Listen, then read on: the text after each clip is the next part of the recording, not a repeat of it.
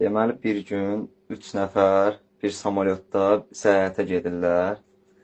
Bunlar səyahət zamanı samolyotun qanadı qırılır, bunlar bir adaya düşürlər. Həmin o adada da yamyamlar olur. Yamyamlar bunları tapır, gətirir bu böyük yamyamların yanına, ya bu yamyam kral da bunların vəziyyəti, əziyyəti. Gətirir onların yanına, bunlara iş tapşırır. Deyir ki, hər həfiz 5 dənə meyvə gətirin. Həmin o 3 nəfərin də adı, birinin adı Qusidir, birinin adı Akifdir, birinin də adı Həsəndir. Qaraçı, Qusi gedir, əlində gətirir 5 dənə alma. Bu kral bunlara qayıdıb deyir ki, bəs Qusi, bu 5 dənə almanı sox götürə. Qusi birini soxdu, ikisini soxdu, üçüncünü soxanda o getmir də, o tal çox verənmir. Hamısı düşür yerə, tökülür rötündən hamısı yerə, bunu öldürürlər.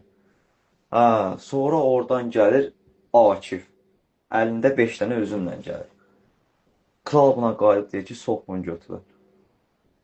Karaçi, Akif birini soxdu, ikisini soxdu, üçünü soxdu, dördüncünü soxanda bunu gülmək tutur.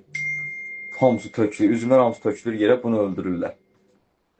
Oradan sonra bu cənnət cəhənnəm məsələsi var. Orada bunlar bu Qusi ilə Akif görüşürlər. Bunlar bunlar görüşəndən sonra Qusi qayıdıb deyir ki, ay xiyar, məndə ki 5 dənə almaydı soxanmadım. Səndə ki 5 dənə üzümü nətər soxanmadım. Akif Akif qayıdıb deyir ki, birini soxdum, ikisini soxdum, üçünü soxdum, dördüncünü soxmaq istədi, gördüm ki,